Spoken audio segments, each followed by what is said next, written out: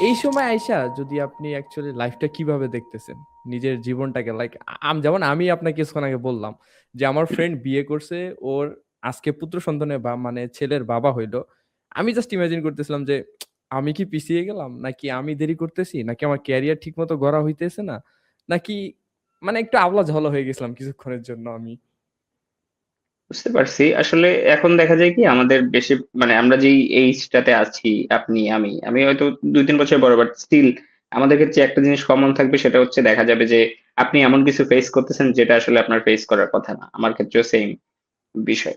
আর আসলে লাইফের সংজ্ঞাটা কি একেকজনের কাছে একেক রকম। এখন আপনার যে ফ্রেন্ড বিয়ে করছে বা আমার যে ফ্রেন্ড এখন অনেক ভালো একটা সেলারিতে জব করতেছে বা যে এখন জব সিকার, ওদের ২ জনের মেন্টালিটি কিন্তু আমার মনে হয় কি ২ রকমের।